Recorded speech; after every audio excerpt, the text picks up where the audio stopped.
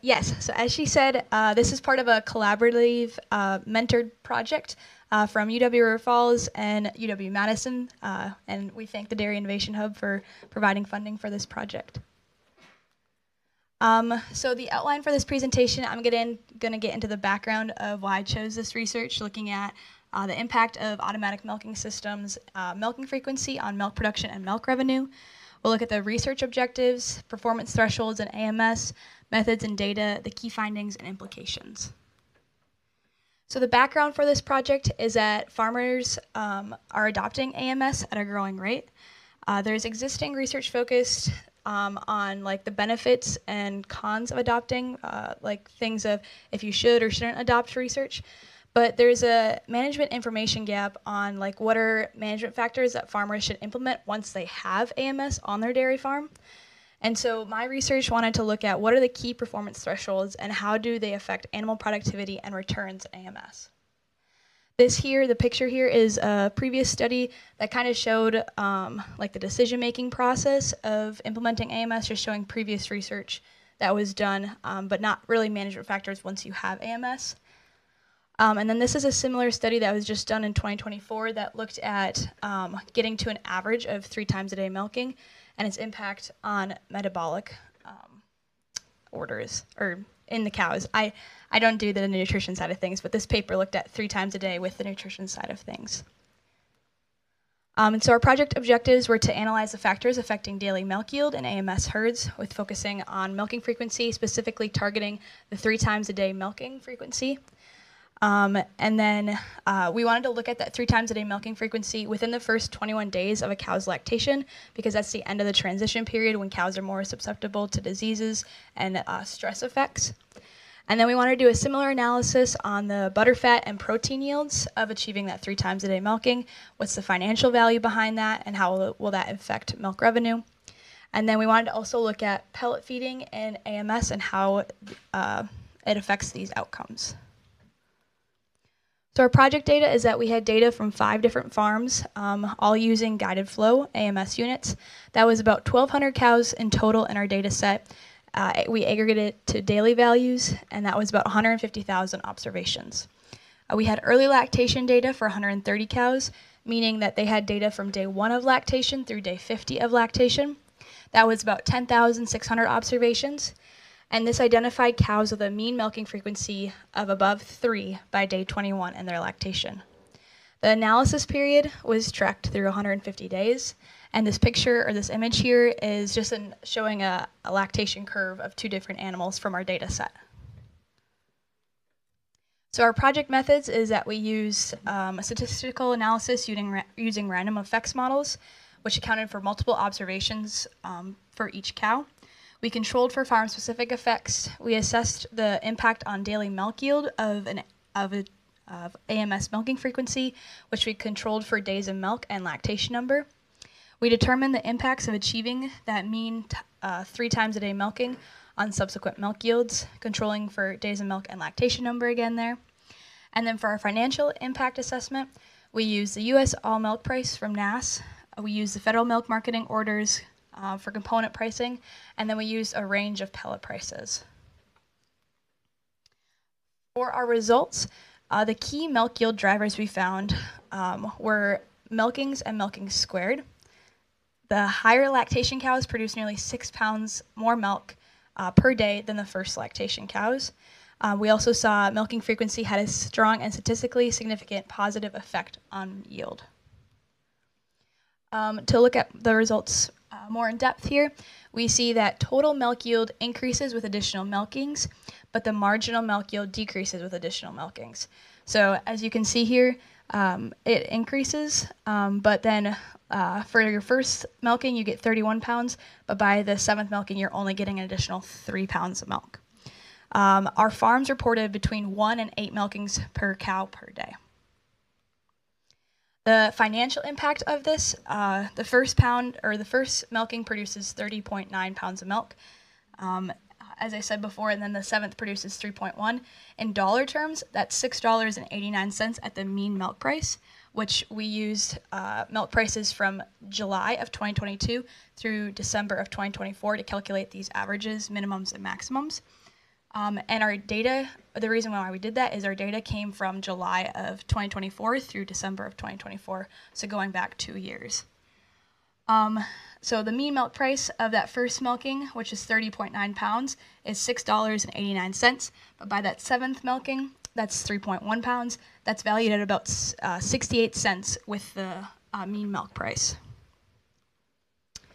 And then the results for achieving that 3 times a day milking by day 22, we see that days of milk and days of milk squared have significant effects. The lactation number has a significant positive effect. We had 5 different farms, and so our farms 1 and farm 2 had specific effects. And then achieving an average of 3 times a day milking by day 22 increases milk yields and subsequent lactation by about 6 pounds per cow per day, and over a cow's lactation through a day 150, which is what we had data for, so that's why we stopped at day 150. We saw that's about 775 pounds. And then our average, or getting to that average of 3 times a day milking financial impact, we saw that on average it's about $1.34 per cow per day, and then over that from days 22 through day 150, that's about $172.10. And then here we looked at the effect on fat, protein, other solids, and somatic cell count. And so we see that achieving 3 times a day milking is associated with positive increases in milk revenue or component revenue, and then a decrease in somatic cell count. And so our results again here for like percentage-wise is that butterfat increases about 66% of the total revenue gain, and that's about $1.40 per cow per day if those cows achieve that 3x target by day 22. Increases in revenue is about $181 per cow for that 22 day for days 22 through 150. And this is just a chart here. Sorry for the people in the back, just showing the average milk price, minimum milk price, and max milk price for each of those components. And then for our farm-specific effects, for our farm-specific pellet allocation, each of the 5 farms is feeding different pellet practices. And that's shown here by the different colors for each farm. And so we included interaction terms for each farm to account for this. Each farm was feeding a different amount of pounds of pellets, and also their animals produced different amounts as well. And so we saw that average concentrate consumption over these past 7 days is positively associated with yield, and that's about 0.55 pounds of milk per pound of pellets fed. We see that farm-specific effects were important in some cases, as shown by these farm time concentrate variables down below. And then we saw that incomplete milkings reduce yield significantly, and we saw a reduction of nearly 6 pounds per cow per day with that incomplete milkings, which is shown right here, that negative 5.79. What's the kickoff milking? It's if the cow kicks off the milking machine. Surprisingly. Yeah. That happens? It does happen in automatic milking systems, yes. And so that nearly 6 pounds is about $1.29 per cow per day at the mean milk price. And then we wanted to look at the milk revenues per pound of concentrate, and then subtracting the cost of pound per concentrate. And when we found that the average difference here is 4 cents to 8 cents in the difference at the average milk price. And then those we have minimum and medium, or minimum and maximum milk price. So our conclusions here is that that early 3 times a day milking boosts milk yield and component yield. Getting to that 3 times a day milking by day 22 increases your daily revenue per cow by about 5.4%. The milking frequency is key to yield in this study. The pellet feeding increases milk and sometimes net returns, depending on the situation and your farm. And then early targeted practices improve milk revenue generation. The limitations of this study is that farm diversity There were many factors not directly included in this analysis, such as other management practices, health events, stress events, those type of things. We had a short time frame, which our analysis focused on one specific period, not over a whole cow's lactation. It was just over that 150 days. And we had partial data access, so we couldn't obtain full production or component data from all of our farms, which that was hard to do the component analysis side of things then.